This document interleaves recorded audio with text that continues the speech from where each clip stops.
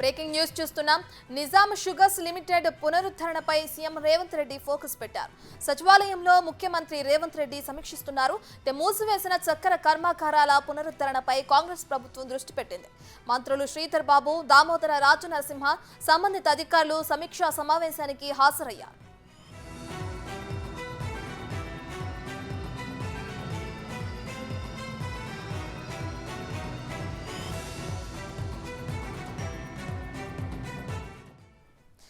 ఇదే అంశానికి సంబంధించి మరింత సమాచారాన్ని మా డిప్యూటీ బ్యూరో చీఫ్ సాదిక్ అందిస్తారు. సో సాదిక్, చెప్పండి, ఇప్పటికే నిజాం షుగర్ ఫ్యాక్టరీని రీఓపెన్ చేయడానికి రేవంత్ ప్రభుత్వం అన్ని విధాల ఇది చేసింది. అయితే దీనికి సంబంధించి ఇప్పటికే అధికారులు సమీక్ష సమావేశం కూడా నిర్వహించారని తెలుస్తుంది. సీఎం రేవంత్ రెడ్డి సమక్షంలో దీనికి సంబంధించిన పూర్తి డీటెయిల్స్ ఏంటి సాదిక్? రత్న, మూతపడ్డ నిజాం షుగర్ ఫ్యాక్టరీని తెరిపించే లక్ష్యంగా రేవంత్ రెడ్డి సర్కారు కీలకమైన అడుగులు వేస్తుంది. విధి విధానాల రూపకల్పన కోసం ఇప్పటికే పరిశ్రమ శాఖ మంత్రి శ్రీధర్ బాబుతో 10 మందితో కూడినటువంటి కమిటీ ఏర్పాటు చేసింది. ఇందులో ఎమ్మెల్యేలు, ఎమ్మెల్సీలతో పాటుగా ప్రజాప్రతినిధులు, ఉన్నతాధికారులు ఉన్నారు. ఈ కమిటీ పూర్తి స్థాయిలో కూడా కమిటీ కో చైర్మన్ గా దామోదర రాధానరసింహ ఉన్నారు. అదేవిధంగా మంత్రి శ్రీధర్ బాబు పరిశ్రమ శాఖ మంత్రిగా చైర్మన్ గా ఉన్నారు. 2-3 రోజుల పాటు ఈ యొక్క కమిటీ అనేక విషయాల పైన చర్చలు చేసింది. తిరిగి దీన్ని పునరుద్ధరించే లక్ష్యంగా విధి విధానాలు కూడా ఖరారు చేయడం. ముఖ్యమంత్రి PCC chief Revanth Reddy bus యాత్రలో భాగంగా నిజాం షుగర్ ఫ్యాక్టరీని పునరుద్ధరిస్తామని కూడా హామీ ఇవ్వడం జరిగింది. 2015లో మూతపడినటువంటి నిజాం షుగర్ ఫ్యాక్టరీని తిరిగి రీఓపెన్ చేస్తామని తమ ప్రభుత్వం మొత్తాన్ని వస్తాయని హామీ ఇచ్చే నేపథ్యంలో ఈ హామీని నిలబెట్టుకునేందుకు గాను రేవంత్ రెడ్డి సర్కార్ పూర్తి స్థాయిలో అయితే దీన్ని ఫోకస్ పెట్టింది. విధి విధానాల రూపకల్పన ఉంది. 9 ఏళ్ల క్రితం మూతపడ్డటువంటి ఈ నిజాం షుగర్ ఫ్యాక్టరీ సంబంధించిన దాంట్లో తిరిగి చెరుకు రైతులకు తీపి కబురు అందించే లక్ష్యంగా పిసిసి చీఫ్ ముఖ్యమంత్రి రేవంత్ రెడ్డి అయితే కసరత్తు ముమ్మరం చేస్తారు. ఈ అంశంపైన ముఖ్యమంత్రి రేవంత్ రెడ్డితో ఎమ్మెల్సీ జీవన్ రెడ్డి, మంత్రి శ్రీధరబాబులు సంబంధించినటువంటి వాళ్ళు ఇప్పటికే చర్చడం జరిగింది.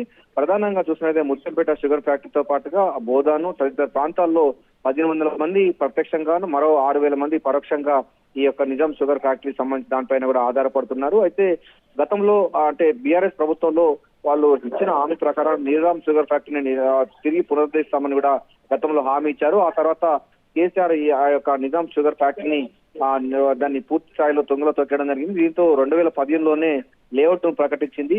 ఆ లేఅవుట్ ప్రకటించడంతో దాదాపుగా ఇప్పుడున్నటువంటి 6000 మంది రైతాంగం మొత్తం కూడా రోడ్డున పడిన పరిస్థితి ఉంది. ఈ అంశం పైన కూడా చెరుకు ఫ్యాక్టరీ పునరుద్ధరించాలని అనేకమైన ఉద్యమాలు జరిగాయి. ముత్తంపేట షుగర్ ఫ్యాక్టరీ, అదేవిధంగా బోధాన్ తదితర ప్రాంతాల్లో సంబంధించిన వాటిలో షుగర్ ఎక్కువ సంఖ్యలో కూడా ఎక్కువ సంఖ్యలో రైతాంగం ఉంది.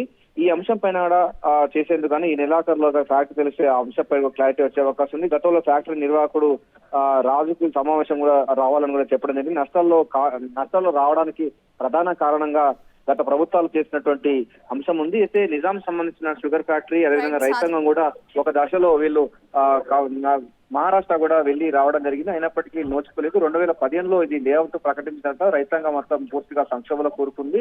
సో ఈయన పాదయాత్రలో భాగంగా వెళ్ళినప్పుడు కాంగ్రెస్ ప్రభుత్వం వస్తే పునరుద్ధరిస్తామని హామీ ఇచ్చారు. ఆ మాట ప్రకారంగా 10 మంది సభ్యులతో కూడినటువంటి కమిటీ ఏర్పాటు చేసి విధి విధానాలు ఖరారు చేశారు. ఇక ఈ నెలాఖరులోగా దాన్ని పునరుద్ధరించే లక్ష్యంగా రేవంత్ రెడ్డి సర్కార్ అయితే ఫోకస్ పెట్టింది. రైట్ సాదిక్, అయితే షుగర్ ఫ్యాక్టరీ రీఓపెన్ కి సంబంధించి అటు మంత్రులు శ్రీధర్ బాబు గాని, రాజు నరసింహ గాని, ఇక సంబంధిత ఉన్నతాధికారులతో నిర్వహించిన ఈ సమీక్ష సమావేశంలో ముఖ్యంగా ఏ అంశాల గురించి చర్చించుంటారు? దీనికి సంబంధించిన డీటెయిల్స్ ఏమైనా ఉన్నాయా?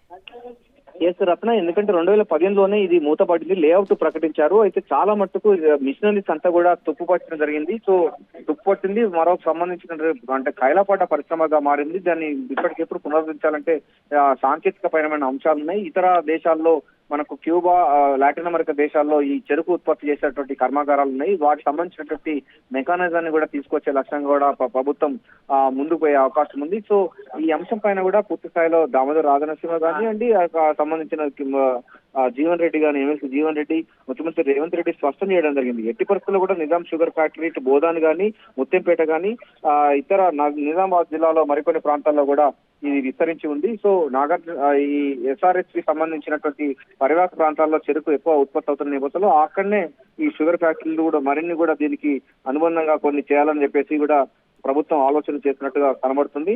ఏదైనప్పటికీ 15 సంవత్సరాల క్రితం మూతపడ్డటువంటి 9 ఏళ్ల క్రితం మూతపడ్డటువంటి ఈ నిజాం షుగర్ ఫ్యాక్టరీ తిరిగి పునరుద్ధరణ నోచుకోబోతుంది.